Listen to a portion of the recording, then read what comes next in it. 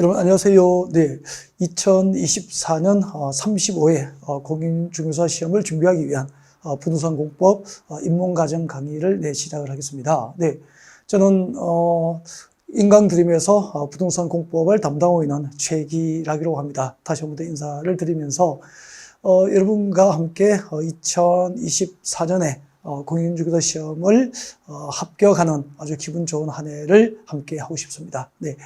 자, 여러분이 어떻게 이제 부동산 공법을 잘 공부를 하게 될까라고 하는 것, 이런 이야기는 이제 강의를 진행하는 과정에서 짬짬이 말씀을 드리기로 하고요. 자, 부동산 공법에 관한 이론을 본격적으로 학습하기 전에 이제 기초 입문 과정이니까 앞으로 이 부동산 공법에서는 이런 내용들을 학습을 하시게 될 겁니다라고 하는 것을 소개하는 그런 시간이죠. 그래서 바로 이제 부동산 공법의 기초 강의를 시작을 하겠습니다. 네. 여러분, 부동산 공법에서 부동산이 무엇일까라고 하는 이야기부터 시작하겠습니다. 자, 부동산은 우리 민법에 이제 부동산에 대한 개념이 규정이 되어 있습니다. 토지와 그 토지에 정착된 정착물, 대표적으로 이제 건축물과 공작물을 말하게 됩니다. 그래서 자, 부동산 공법에서 부동산은 토지입니다. 네. 토지하고 그리고 그 정착물, 토지 정착물, 대표적으로 이제 건축물, 건물을 의미하게 됩니다. 네. 그래서 부동산 공법은 곧 토지에 관한 공법에 해당하는 법률하고, 그리고 또 건물을 대상으로 하는, 건축물을 대상으로 하는 이제 공법에 해당하는 법률 몇 개를 묶어서 편의상 이름을 이제 부동산 공법이다라고 이름을 붙이게 된 거고, 부동산 공법이라고 하는 개별적인 법률이 별도로 존재하는 것은 아니다, 그렇게 하시면 됩니다. 자, 토지나 건축물에 관한 공법으로 분류되는 법률을 공부하는 과목이다, 그렇게 하시면 되죠. 자, 그러면은 이제 공법이 무엇일까요? 라고 하는 거죠. 자, 밑에 잠깐 보시면 이제 공법이 무엇인지가 나와 있습니다. 네. 공법은 이제 국가나 지방자치단체죠. 국가나 지방자치단체 등 행정주체입니다. 자, 국가 등 행정주체하고, 그리고 이제 개인 간의 관계입니다. 개인, 사인이죠, 사인. 사인은 곧 이제 개개인의 국민, 개인을 의미하게 됩니다. 그래서 국가와 개인 간의 관계, 국가 등 행정주체와 개인 간의 관계를 규율 대상으로 하면은 것을 공법으로 분류하고요. 자, 우리가 알고 있는 뭐 헌법이라든지 행정법이라든지 형법, 이런 것이 대표적으로 이제 공법으로 분류할 수 있는 법률이다라고 보면 되죠. 자, 그러면은 자, 국가와 개인 간의 관계니까 어느 쪽이 더 우월하죠? 그렇죠. 국가 등 행정 주체가 우월적 지위에서 부동산에 대한, 즉 토지나 건축물에 대한 개인의 쟁상권 행사를 적절하게 규제하고 조정을 감으로써 개인의 이익보다는 이제 공공복리, 공공의 이익을 보호하고 우선 실현할 목적으로, 공공복리를 실현할 목적으로 마련된 법이 이제 부동산 공법이다, 그렇게 보시면 됩니다. 그래서 대개 이제 부동산 공법의 내용을 공부를 하시면은 이제 행정계획에 의해서 이제 토지의 개발 계획을 준비하고요.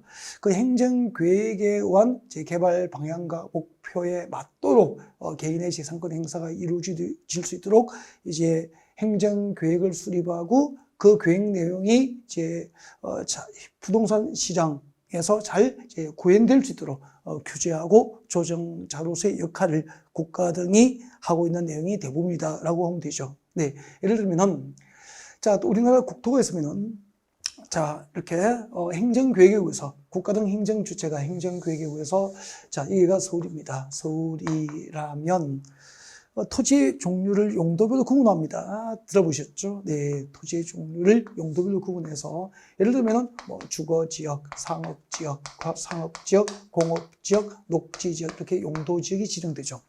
그러면은 자, 주거지역은 주거 용도의 건축을 목적으로 용도 지정된 곳이기 때문에 앞으로 주거지역에 토지를 소유한 개인, 국민은 그 용도에 맞지 않은 공장 건축이나 고층 아파트 건축, 고층 업무용도의 빌딩을, 공장이나 업무용도의 빌딩을 건축할 수 있도록 규제를 가하는 것이 자, 이 법의 제 내용이다라고 보면 됩니다. 그래서 그냥 심플하게 단순하게 하나만 예를 드리는 거죠. 자, 그러면은, 자, 이런 그 주거지역, 상업지역, 공업지역, 녹지지역을 누가 지정하냐면은 국가 등 행정주체가 행정계획에 의해서 주거지역, 상업지역, 공업지역, 녹지지역 등 용도지역을 지정하고 그 용도지역들 수만 명의 그 개개인의 국민으로 하여금 그 용도에 맞지 않은 용도지역의 지정 목적에 맞지 않은 토지 이용 행위를 규제하는 것이 이제 공법의 대표적인 내용이 된다는 거죠. 자, 이렇게 토지나 건축물에 대하여 개인의 재산권 행사를 국가 등이 적절하게 규제하고 조정을 가함으로써 공공복리 시대를 목적으로 이제 부동산 공급이 준비가 됐다 그런 얘기를 하면서 시작을 하겠습니다. 네. 자, 그러면 이제 부동산 공급이 무엇인지 잠깐 언급을 드렸기 때문에 자, 밑으로 가보겠습니다. 자, 그러면 이제 부동산이 무엇인지 그리고 또 공법이 무엇인지에 대해서 잠깐 살펴보셨고요. 그 다음에 이제 자, 우리가 공부하는 법률들은 전부 이제 성문법으로 분류가 됩니다. 이런 그 법이라는 것은 그 법이 존재하는 형식에 따라서 성문법하고 불문법으로 이제 이렇게 분류가 됩니다. 분류가 되는데, 자, 우리가 공부한 것은 그 법률 조문이 존재하기 때문에 이제 성문법으로 분류하게 되는 거죠. 자, 성문법의 단계. 우리 아마 중고등학교 때 사회 시간에 학습한 기억이 나실 겁니다. 네. 자, 성문법은 그 단계가 이제 헌법, 법률, 명령, 조례, 규칙 이렇게 있죠. 자, 그러면 우리가 공부하는 것은 헌법을 공부하진 않죠. 네, 헌법을 공부하지 않고, 자, 국회에서 헌법의 범위에서 만든 법률이죠. 자, 국회가 만든 법률로 이 과목이 구성됩니다. 법률하고. 그 다음에 법률로 모든 것을 구체적으로 규정하기에는 그 내용이 너무 복잡하고 방대해지게 되죠. 그래서 자, 법률이 위임한 범위 안에서 자, 행정부에서 법을 만들 수 있죠. 저렇게 행정부에서 만들어진 법을 명령이라고 합니다. 명령. 뭐 군대에서 하급자에게 하는 명령하고는 다른 거죠. 법입니다. 네. 존재 형식이 이제 법률의 형식으로 존재할 수도 있고 명령의 형식으로 존재할 수 있는 거죠. 그때 이제 대통령이 만든 명령, 대통령의 이름으로 만들어진 명령을 대통령령이라고 합니다. 대통령령, 이것을 이제 시행령이라고 하죠. 그래서 대통령령과 시행령은 같은 말이에요.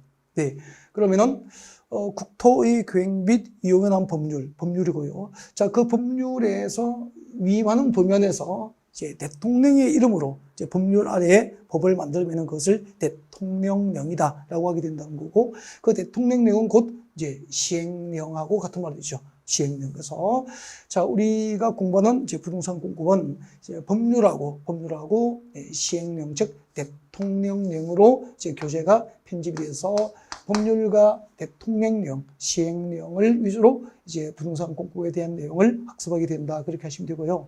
그 다음에 이제 조례가 있죠. 이 조례는 지방의회, 서울시의회, 뭐 인천시의회, 그죠? 그리고 강원도 평창군 의회, 자, 지방의회에서는 또 이 법률과 명령의 이제 범위에서 지방자치단체의 자치에 관한 사항을 지방의회에서 법령의 범위 안에서 만드는 것을 조례다라고 합니다. 그래서 조례를 제정하는 기관은 지방의회, 그죠? 명령의 제정 주체는 정부. 그 다음에 법률은 이제 국회가 제정 주체가 된다. 그렇게 보시면 되죠. 그래서 주로 이제, 우리 교재는 법률과 명령, 시행령으로 구성되어 있고, 이제 가끔 조례에 의한다. 이렇게 조례가 나오게 되는데, 그 조례는 해당 지방자치단체의 지방의회에서 제정한 법이다라고 하시면 되죠. 자, 이 정도 성문법의 단계를 간단히 좀 보고요. 그 다음에 이제, 내려가겠습니다. 내려가서 물론 이제 국회는 어디에서 법률은 어디에서 만들죠? 대통령령이 무엇입니까? 이것이 시험 나오지는 않고요. 이제 법률과 대통령령을 학습하게 되기 때문에 이것이 무엇인지를 이제 간단하게 말씀을 드린 거고요. 네. 그다음에 이제 부동산 공법의 의의가 나와 있고요. 아까 시작하면서 정의를 해봤죠? 네. 자, 부동산 공법의 법 체계를 보겠습니다. 자, 아까 법률로 이 과목이 구성되어 있습니다라고 했습니다. 네, 그때 우리가 공부하게 될 법률이 이렇게 두 가지로 분류되어 있는데 토지공법과 건물공법으로 구성이 되어 있죠. 부동산 공법. 자, 토지에 관한 법률. 자, 이렇게 네 개를 공부하게 돼요. 네, 국토의 계획 및 이용에 관한 법률. 국토의 계획 및 이용에 관한 법률이 있고요. 약칭해서 제가 이렇게 부를 겁니다. 네, 국토계획에 관한 법이다. 그렇게 해서 이제 국토계획법이다라고 부를 거예요. 국토계획법이라고 할 겁니다. 자, 이 국토계획법은 12문제가 출제되기 때문에 40문제의 4분의 1을 넘죠. 네, 4분의 1을 넘는 아주 중요한 법률이에요. 네, 그리고 출제 문항수가 가장 많기 때문에 가장 중요하고요. 토지에 관련된 법률이 수백 개가 돼요. 100여 개가 훨씬 넘습니다. 넓히면 수백 개의 직간접적으로 수천 개의 토지 관련 법률이 존재할 수 있거든요. 자, 그 중에서 우리나라 국토의 이용에 관한 행정계획 등을 내용을 하는 이 국토계획법이 수천 개의 그 토지 관련 법률 가운데서 가장 기본이 되는 기본법이에요. 기본법. 자, 기본법이기 때문에 이 기본법에 대한 학습이 어느 정도 완성이 되어야지 나머지 도시개발법이나 도시 및 주거환경정비법이나 농지법에 관한 이해로 나아갈 수 있게 돼요. 뿐만 아니라 자, 건물에 관한 법, 건축물을 대상으로 하는 공법으로 분류할 수 있는 법률, 건축법과 주택법도 국토교육법의 이해를 바탕으로 해서 이해가 완성될 수 있다. 그렇게 보시면 돼요. 그래서 자, 우리가 공부하게 될 6개의 법률 가운데서 가장 기본법, 가장 중요한 법, 또 부동산 공법 학습 성공 여부를 좌우하게 될 법률이 곧 국토교육법이다. 그렇게 하시면 되겠고요. 아마 우리 입문 과정, 기초과정에서는 이 국토교육법에 가장 중점을 두고 학습 강의를 진행할 수 있도록 그렇게 준비를 해보겠습니다. 그 다음에 도시개발법은 글자 그대로 신도시 개발이죠. 신도시를 개발하는 도시개발 사업의 절차, 또 신도시를 개발하는 도시개발 사업을 법상 누가 시행할 수 있는지, 또 신도시를 개발하는 사업 방법, 도시개발 사업 시행 방법, 환지 방식, 수용 방식, 또 두 가지 방식을 혼용하는 혼용 방식, 이렇게 해서 세 가지 방식이 규정되어 있습니다. 자, 그래서 자, 이렇게 신도시 개발 사업에 관한 도시개발법이 있고요. 그래서 문제가 출제됩니다. 그 다음에 신도시로 개발되고 이제 대규모 아파트 위주로 신도시가 개발됐다라고 가정합시다. 라고 해서 이제 아파트가 건설되면은 이 건설된 아파트가 30년, 40년이 지나면은 건물은 노후화되고 구조 안정상 문제가 유발될 수도 있고 도시 미관을 저해할 수도 있죠. 이럴 경우에는 이제 재건축을 한다든지 재개발하게 됩니다. 자, 여러분이 많은 관심을 갖고 계실 그 재개발 사업과 재건축 사업의 방법과 절차, 재개발 사업을 누가 어떤 방법으로 어떤 과정을 통해서 재개발이 이루어지지? 우리 아파트 재건축하면은 누가 어떤 방법으로 어떤 절차에 의해서 우리 아파트 재건축이 이루어지지? 재건축할 때 우리 아파트의 가격은 어떻게 평가하고 지금 살고 있는 아파트의 가격은 어떻게 평가되고 또 우리가 분양받을 아파트의 가격은 어떻게 산정되지? 자, 이런 내용들을 도시 및 주거환경정비부에서 공부를 하시게 되고요.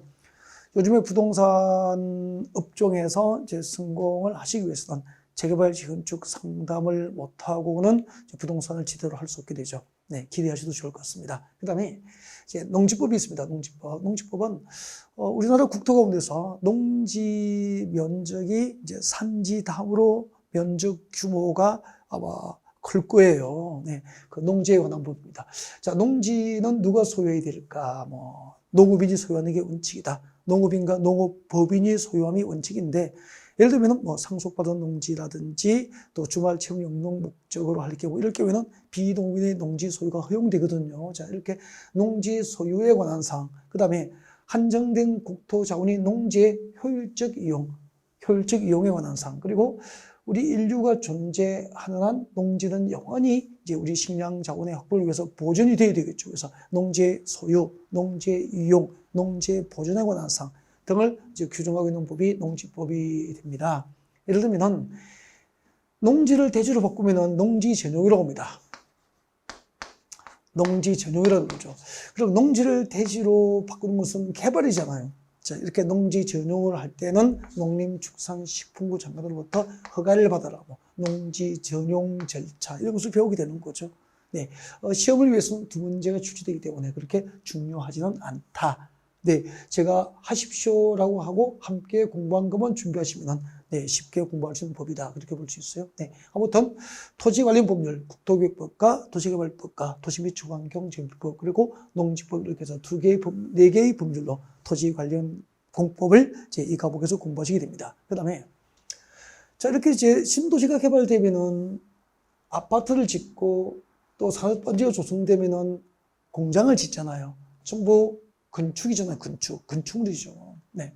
그래서 자 그때 이제 건축물을 건축할 수 있는 대지 사람이 이제 살 수 있는 건축물은 안전해야 되니까 대지 안전. 그다음에 또 대지는 사람이 살면은 일단은 이제 사람이 이용하는 건축물이니까 통행이 가능한 도로가 필요하죠. 대지와 도로의 관계. 예를 들면은 건축이 있는 대지라면은 이제 도로에 최소 2m 이상을 접하는 것이 원칙이다. 이런 대지와 도로와의 관계. 그다음에 또 건축 절차. 건축을 할 때는 허가를 받죠. 건축 허가에 관한 사항 또 모든 건축을 허가받지는 않죠. 신고에 관한 사항. 그죠? 그다음에 또 이제 건축물의 높이 제한에 관한 사항, 건축선, 건축물의 구조에 관한 사항, 대지에 관한 사항 이런 것을 내용으로 건축법에서 학습하셔야 되고요. 7문제가 출제됩니다. 그래서 자 건축법도 상당히 중요한데 국토교육법에 대한 이해를 하셨다면 건축법은 그렇게 어려운 과목은 아니다. 그렇게 할 수 있어요. 그다음에 우리 건축법상 건축법에서는 그 건축물의 용도별 종류를 28개로 분류합니다. 29개로 분류합니다. 그 29개의 그 용도 분류된 것 중에서 주택, 단독주택, 공동주택 등 주택에 관한 이제 사업 절차, 주택의 종류, 주택에 관한 이제 주택 건설 사업 절차, 또 주택의 리모델링 등에 대해서 규정하고 있는 법이 주택법이고요.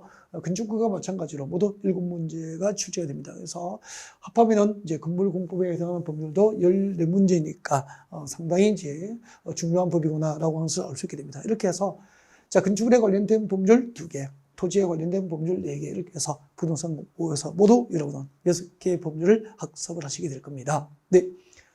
벌써 이렇게 이제 공부하게 될 법률을 소개하니까, 네, 이 부동산 공법 이제 학습에 대한 설레임이 좀 있습니까? 네. 그랬으면 좋겠습니다.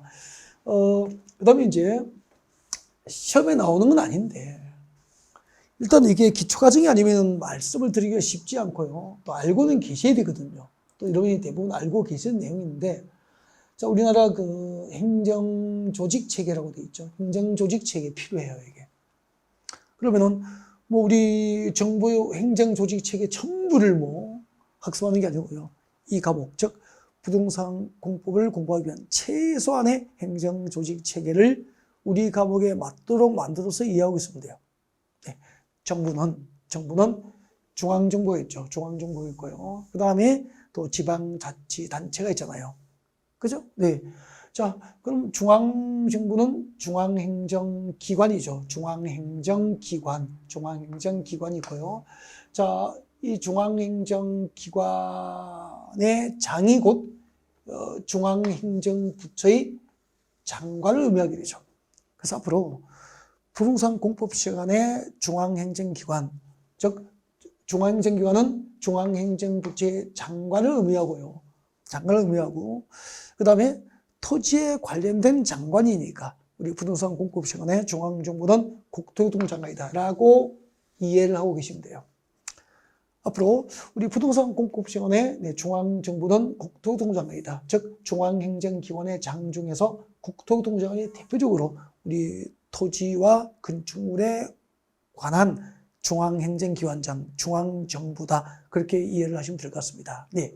그 다음에 이제 국토교통 장관이 대부분인데 일부 이제 해양수산부 장관이나 또 농림축산식품부 장관이나 행정안전부 장관 등도 그 명식이 등장하고요. 전부 중앙행정부처의 장관이고 중앙행정부처의 장관은 곧 중앙행정기관의 장이다. 중앙행정기관의 장이다. 중앙행정기관은 중앙정부다. 그렇게 이해하시면 됩니다. 그 다음에 이제 지방자치단체가 있죠. 중앙행정기관하고 지방자치단체로 이제 나누어지는데 지방자치단체는 광역자치단체하고 기초자치단체로 나누어지죠. 이거 아셔야 돼요. 광역자치단체를 하면 5개 있습니다. 서울특별시, 그리고 6대 광역시, 세종특별자치시, 제주특별자치도, 그리고 제주도를 제외한 도 이렇게 되죠. 네. 자, 그렇게 해서 특별시, 광역시, 특별자치도, 도 이렇게 해서 이 5개를 광역자치단체라고 하고 줄여서 이것을 시도라고 합니다. 시도라고 할 거예요. 시도. 그리고 이 5개의 광역자치단체장을 이제 약칭해서 시도지사 그렇게 부르는 거죠.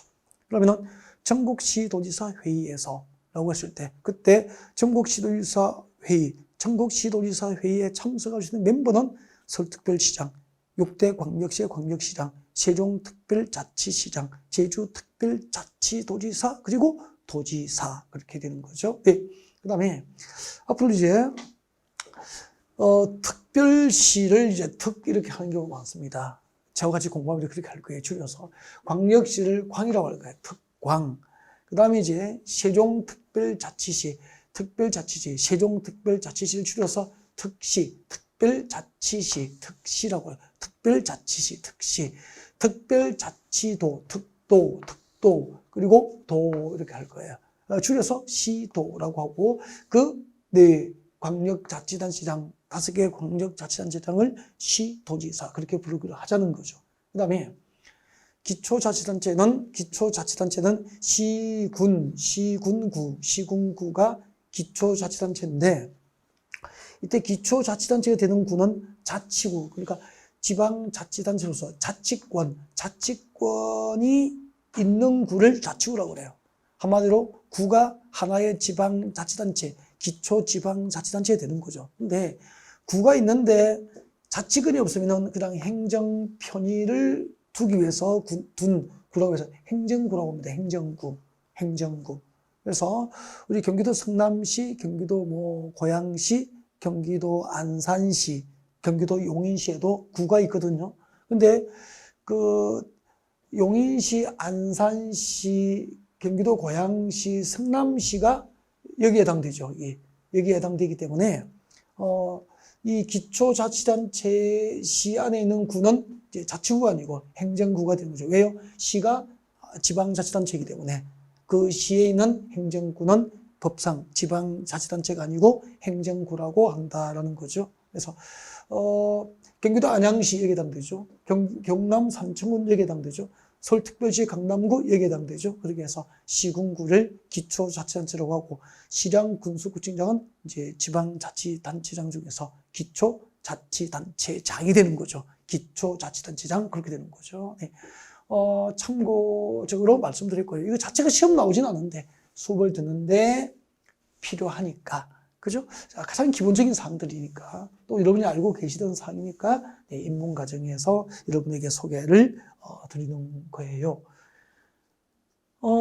여러분 그리고 이제 드디어 이제 아까 우리 토지 관련 법률 토지에 관련된 법률 4개, 국토의 계획 및 이용에 관한 법률, 그 다음에 도시개발법, 도시 및 주거환경 정비법, 농지법 이렇게 4개가 있죠. 그 중에서 이제 가장 기본법이 이제 국토의 계획 및 이용에 관한 법률이라고 했고, 자, 그 다음에 이제 이 법을 줄여서 우리는 국토계획에 관한 법이다. 그렇게 해서 국토계획법으로 약칭해서 부를 거예요. 자, 같이 한번 해볼까요? 국토계획법. 좋습니다. 네, 국토계획법이라고 하고요. 이 국토계획법은 이제 법 제목은 그 내용을 가장 축소해서 핵심으로 표현된 게 제목이잖아요. 그죠? 그래서 이 제목을 잘 보면은 이 내용의 3분의 2가 보일 거예요. 거의 대부분이 보인다는 거죠. 자, 이 법의 내용은 국토교육법의 핵심 내용은 우리나라 국토잖아요.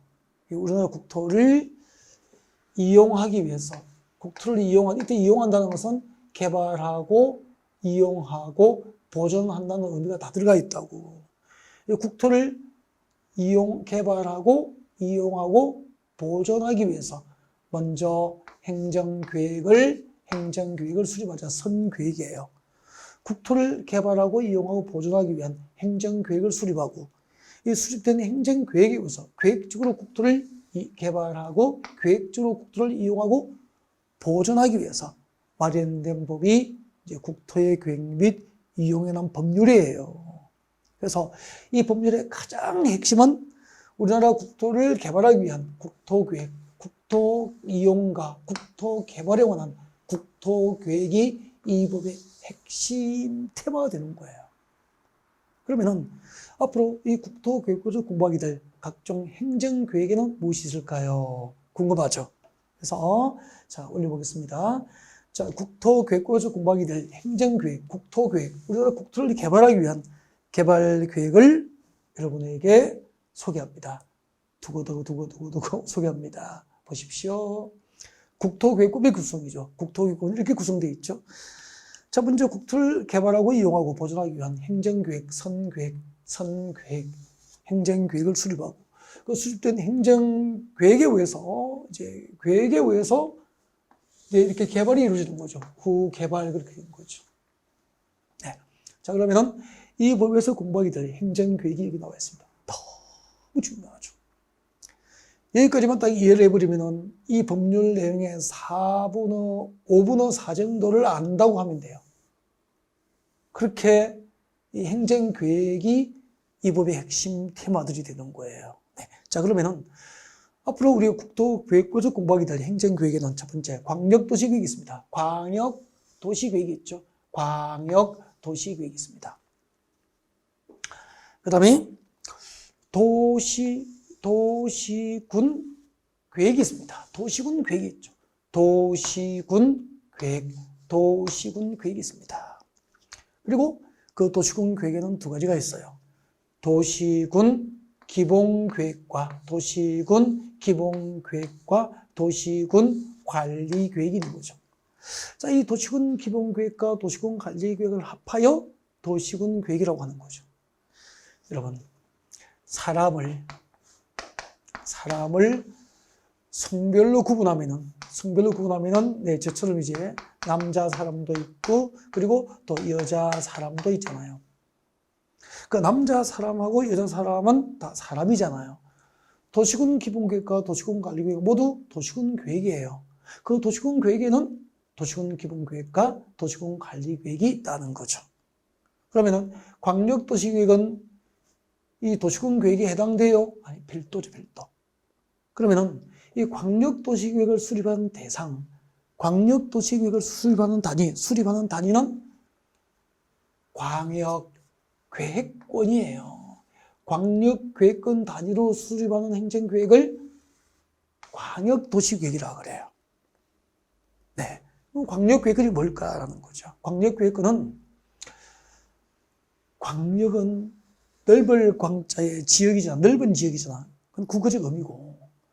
법에서 광역이 무엇인지를 따로 이 법에서 규정하고 있어요. 광역은 둘 이상 도시와 군, 2개 이상의 도시와 군 관할 구역을 광역이라고 그래요. 그래서 이웃하고 있는 2개 이상의 도시와 군을 하나의 단위로 묶어줍니다. 이것을 광역계획권이라고 부르는 거죠. 예를 들면은 자, 보여드리겠습니다. 여러분, 여기 서울이에요. 서울. 경기도 파주, 경기도 연천군, 경기도 고양시를 묶어버리는 거죠. 몇 개죠? 4개의 도시와 군을 하나의 단위로 묶어주죠. 이것을 광역계획권이라고 부르는 거죠. 그러면 우리 국토에는 서울, 파주, 고양, 연천을 묶어서 광역계획이 지정될 수도 있고요. 춘천, 원주, 속초, 강릉을 묶어서 광역계획을 지정할 수도 있고요. 부산, 김해, 양산 묶어서 광역계획을 지정할 수도 있고요. 광주, 목포, 여수, 순천을 묶어서 광역계획을 지정할 수 있고요. 네, 서산, 태안 인근에 천안, 당진 묶어서 광역계획을 지정할 수도 있고요. 대전 또 인근에 또 도시, 세종, 이렇게 공주 묶어서 광역계획은 지정할 수 있는 거고, 대구하고 경산하고 칠곡하고 고령군 이렇게 묶어서 광역계획은 지정할 수 있는 거고, 그런 거예요. 그러면은 여러분, 현대 도시의 도시 문제 뭐가 있을까요? 현대 도시가 해결해야 될 도시 문제는 인구 문제, 교통 문제, 환경 문제, 교육 문제 이런 거잖아요. 그죠? 네, 인구 과밀 문제, 일자리 문제 이런 거잖아. 자, 이런 것은 하나의 행정구역 단위로 교통 문제, 인구 문제 해결이 안 된다는 거죠. 그래서 이웃하고 있는 두 개의 성의 도시나 구를 묶어서 하나의 단위로 해서 자, 이렇게 광역적으로 인구 문제, 교통 문제, 환경 문제 등을 논의하고 해결하기 위해서 광역계획권을 지정하고 그 지정된 광역계획권 단위로 그 문제 해결을 위한 행정계획이 준비되면 광역도시계획으로 준비해야 된다는 거죠. 그러면은 서울, 경기도, 고양, 파주, 연천을 묶어서 연계시켜서 이 지역이 장기적으로 이 지역을 15년, 20년 뒤에 어떻게 개발하고 이 지역이 어떤 방향으로 발전돼 갈 것인지를 이 지역의 장기적인 개발 계획을 알고 싶으면 이 광역계획권을 단위로 수립된 광역도시계획 연구하면 되는 거잖아요. 그러면은 이 지역의 장기적인 개발 방향과 발전 방향, 이 지역의 10년, 20년 이후에 개발된 모습을 상상할 수 없는 사람은 이 지역에서 부동산 컨설팅을 잘 할 수가 없는 거잖아요. 그래서 공부해야 될 필요가 있는 거죠. 그 다음에 자, 이렇게 제 두 개 이상의 도시와 군을 묶어서 광역계획권이 지정되고 지정된 광역계획권 단위로 장기적인 발전 방향과 목표가 설정되면 그 광역계획권 안에는 한 개 한 개의 도시와 군들이 포함되어 있잖아요. 이렇게 광역계획권 안에 있는 하나의 도시와 하나의 군 단위로 하나의 도시와 하나의 군 단위로 다시 개발계획, 토지용계획, 해당 지역의 토지 보전 계획이 준비가 됩니다. 대한민국의 모든 도시와 군은 그 하나의 도시나 하나의 군 단위로 개발 계획과 발전 방향을 제시하기 위한 해당 지역의 토지를 보존하기 위한 해당 지역의 토지를 효율적으로 이용하기 위한 행정 계획이 준비됩니다. 이것을 도시군 계획이라고 하는 거죠. 그러면 이 서울은 경기도 고양과 파주, 연천을 묶어서 서울, 고양, 파주, 연천을 묶어서 장기적인 발전 방향과 개발 목표가 준비가 될 수 있고 그 장기적인 목표가 달성될 수 있도록 서울은 서울시 관할구역 단위로, 경기도 고양시는 경기도 고양시 관할구역 단위로, 연천군은 연천군 관할구역 단위로, 즉 도시와 군 단위로 다시 그 장기적인 목표가 달성될 수 있도록 행정계획이 수립되는데 그것을 도시군계획이라고 하고 그 도시군계획에는 도시와 군 지역의 기본적인 공간구조 그리고 도시와 군 지역의 장기적인 발전 방향과 목표를 제시하기 위한 도시군 기본계획과 그 다음에 이 광역도시계획과 도시군 기본계획에서 장기적인 방향과 목표를 제시하면은 그 장기적인 발전 방향과 목표가 달성될 수 있도록 도시지역과 군지역의 토지를 구체적으로 관리하기 위한 구체적인 정책들을 정책으로 입안하고 결정할 수 있는 행정계획을 도시군 관리계획이라고 합니다. 일단 이렇게 설명해도 잘 들어오지 않거든, 처음에는. 무슨 말인지 잘 모르죠. 그죠? 근데 지금은 이렇게만 들어두는 거예요. 이렇게만 들어두고 지금 이게 머릿속에 들어오면 이상한 거라고.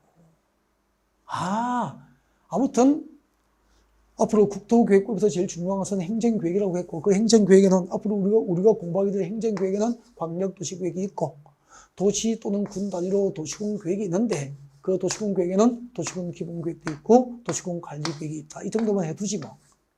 광역도시계획을 들어보았다. 도시군 계획을 들어보았다.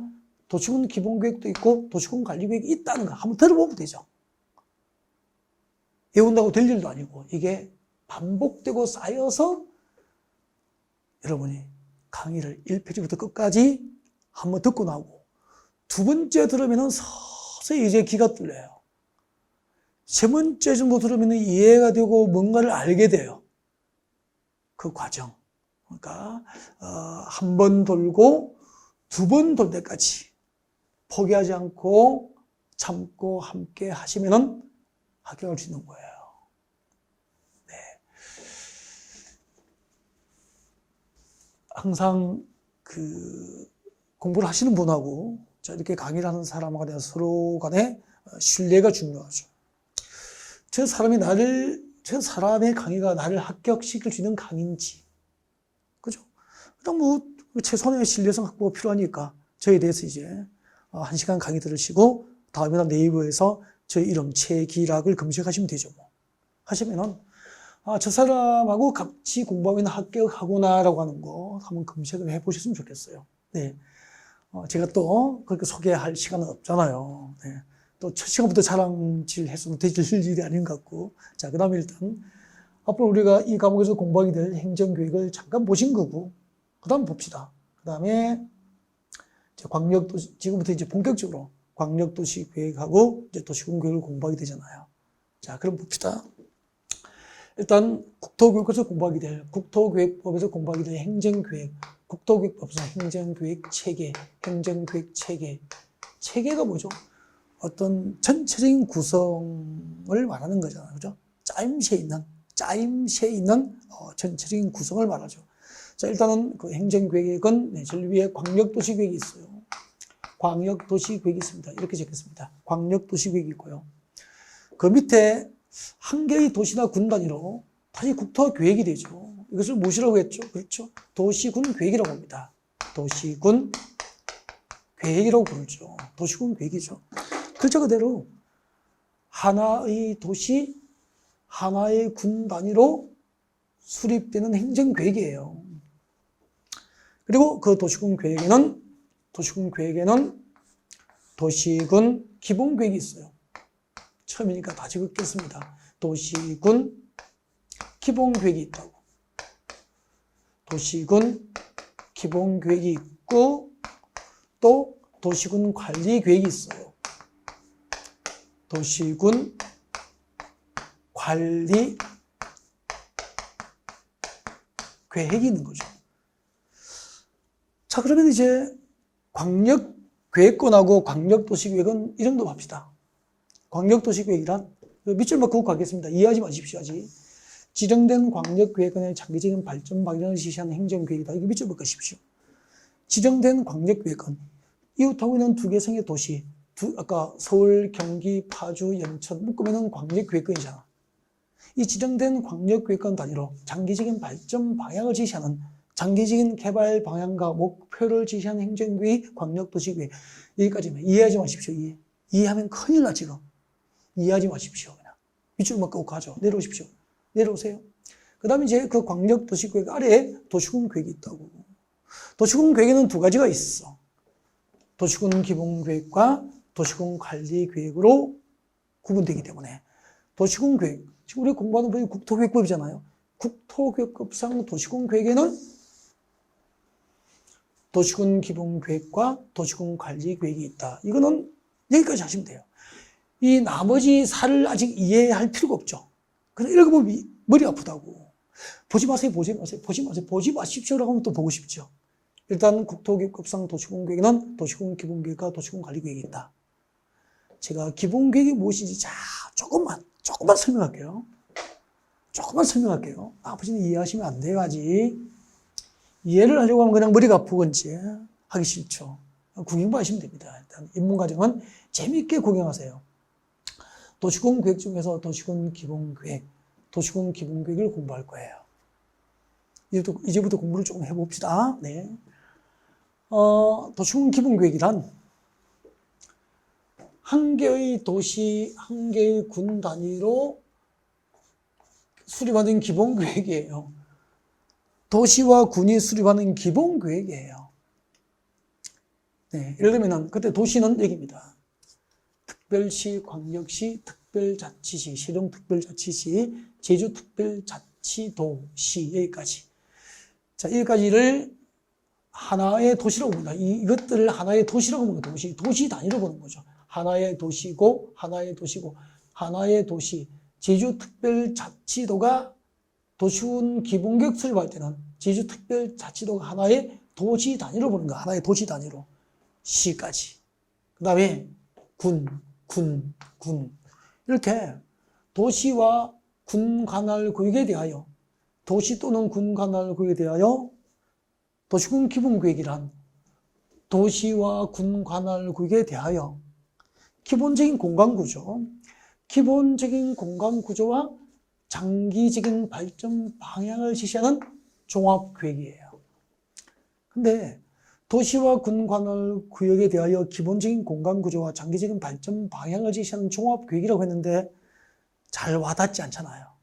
그죠? 설명 잠깐 할게요. 자, 보십시오. 여러분. 여기가 서울시예요. 서울시. 여기가 서울시입니다. 이게 있으니까 좀 그렇구나. 이쪽에 그릴게요. 이쪽에 그리겠습니다. 이쪽에다가. 자, 여기는 서울시예요. 그럼 우리가 배우기를 서울시는 한 개의 도시잖아요. 서울시는 서울시 관할 구역 단위로 서울시 도시군 계획이 있는 거죠.